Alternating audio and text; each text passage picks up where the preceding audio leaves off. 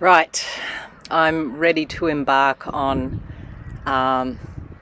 unraveling a really difficult psychological issue that's been bugging me. Like, it's been rising up to the surface. You know how it is when you have something that's going on in your psychology, and you sort of know it's there, but you just don't know how to address it. Like, this doesn't work, that doesn't work, and you're just like, help, I need some help doing this. And it's just like all of a sudden a lot of things are coming together to help me start to see and to begin the process. So I'm going to start with a disclaimer and say, anyone who wants instant entertainment and a quick fix, like, switch off now. This is going to be a series of videos, and as long as it takes, I'm just going to sort of just record everything, like, the steps that I'm going to use in my processing of this, in the hope that, it might just help you in your process. Or you might just be interested. You might be interested to see, how somebody goes about addressing separate selves and addressing their psychology. But, the first thing to be really aware of is it's not an overnight fix. It takes time. It takes time to really work through things. So, we now have the viewers who want to listen and listen to this story. So, I'll tell you what, okay, I'll start with where it was initially presenting and what I was saying, that I've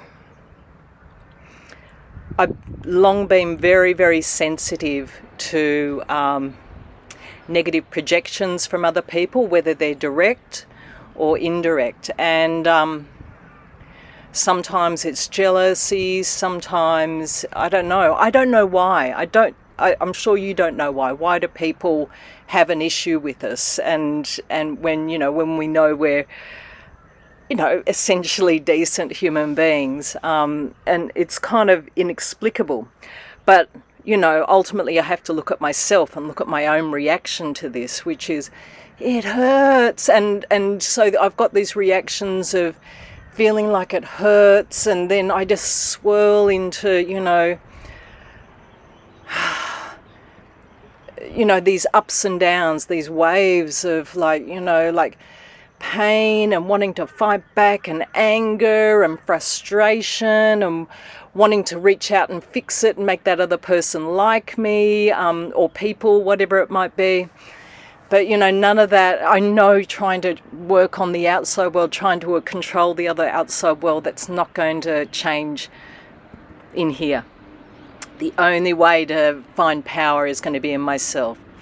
So, that's sort of like the outer of what I've been sitting with for a long time. Like a couple of years I've been sitting looking at this and knowing it's there, and just each time it arises, a trauma reaction arises with this, like I just sort of think, oh, it's not gone yet, And so a few days ago I recorded a discussion with Yulita, and we talked about the impact upon women of projections.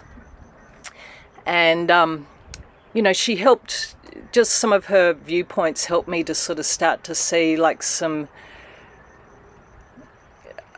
a little bit deeper in myself, like, that, and it relates to being a woman in this lifetime.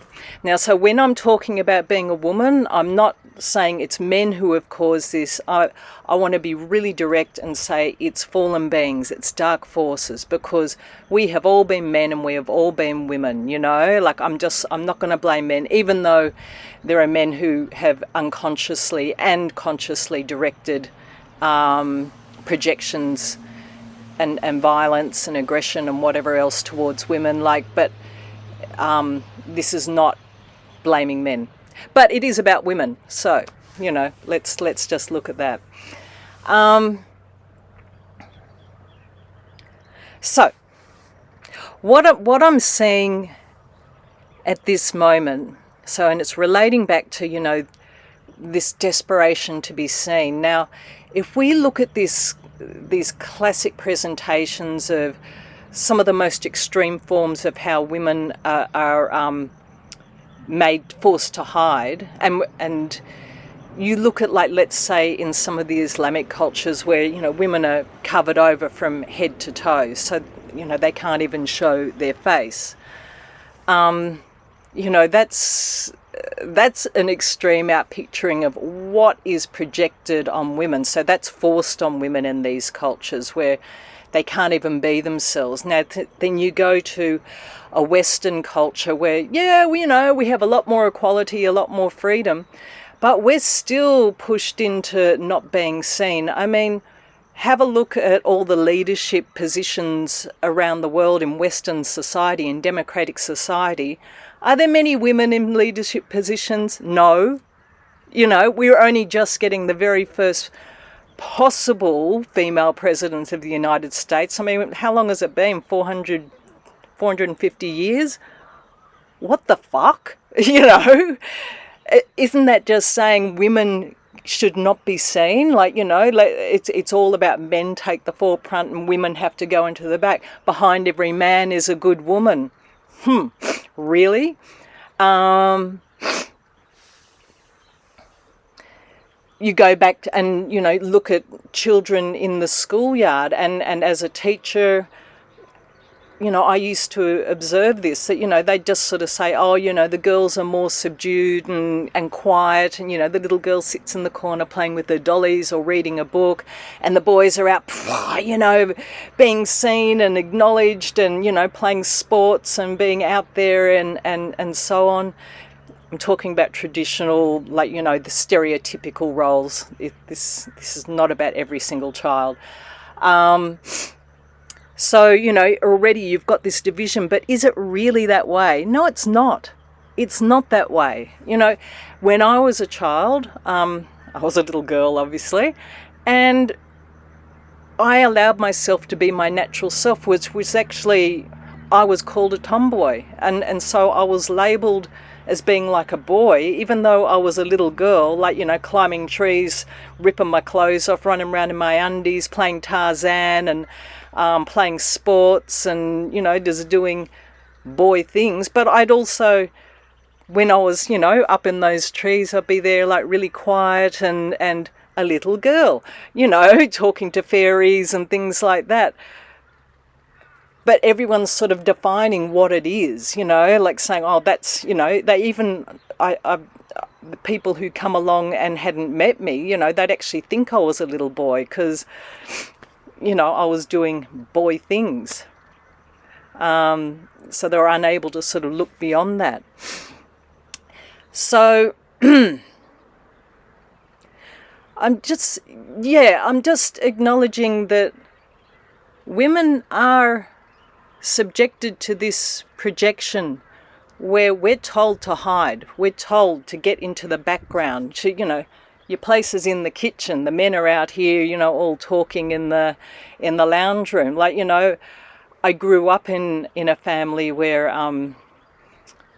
women weren't treated badly, but there was certainly the illusion that, the men were intellectually superior and the women were intellectually inferior. And I used to challenge my father about this, but I'd watch as they'd have a dinner party and the men would all go into, smoke their cigars and talk about politics and serious things and, the stuff that really matters, and the women all went and talked about cooking and the kids somewhere else. And it's kind of like the women were pushed into the background.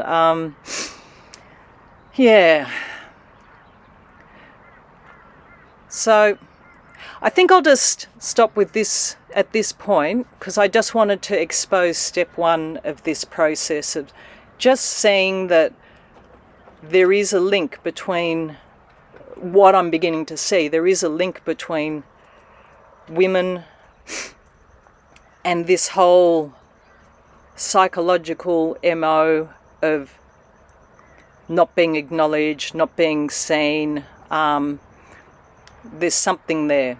There's something there. And I'm not saying men don't experience this as well, but women who have, we have been subjected to it from the moment our gender has been identified. Like, it's a very, very strong projection that is pushed onto females, and any female will know exactly what I'm talking about. Because, you look at also men and women generally. Women deal with this, this sensitivity to, of not being seen, this sensitivity to judgments and allowing people's projections to hurt and everything, whereas men are a lot better at shrugging it off. I mean, look at the nature of the political dynamics as they are, which is all it's very patriarchal and everything, but it's very aggressive. And the men who are in there are mostly sort of amazing at being able to not let that bother them. Whereas I know I couldn't do it. It would destroy me. And there's a lot of women who feel the same way. And this is why we need women to start coming into politics, to start bringing through the heart and bringing balance to this, because that's that illusion of not letting things, pretending like unlove and negativity is okay. Like, I mean, I guess men have been forced into sort of, not worrying, pretending like they don't care about it. But, of course it hurts, like, yeah. And I'm not going to answer for men because I'm not a man. I can't relate to that sort of mindset at this moment. And a man can come forward and talk about it for themselves at some point. But, yeah. And so I'll just share like my first sort of step in the actual healing process. So a friend, John, who I'm going to be publishing an interview with him in a few days' time, he said, when I spoke with him about this, he suggested doing like the masculine feminine invocations, and I followed that lead, and I found like a dispensation from Surya, and Surya has offered a dispensation to help bring balance to you. All you need to do is just attune with Surya at some point, every day, and just feel that sense of balance in yourself, as above, so below, horizontal balance. But don't try, just attune to the energy of Surya. And also if I don't have time for the longer invocation, then I just do a decree to Surya, and I'll post some links for that below. So that's sort of my first step in the process. And Surya actually warned, like, when you do this attuning, because, it's a very powerful energy, like, you're going to start feeling like a bigger imbalance coming up in yourself. And yeah, last night when I started doing the attunement, and afterwards, like, oh man, I thought I was going crazy. Like, yeah, I just really the imbalance became very, very imbalanced. But, I sort of saw it, I allowed it, but then I stepped back from it and just was like, yeah, I don't want to stay in this. Like, there was actually something in me that wanted to stay attached to. It was almost like a fury, just such anger. But, I just thought, yeah, you don't have to hang on to this. Just step back, know it's there, and let's just get on with this process. So that's the end of it for today. Stage 1 in healing the feminine wounding.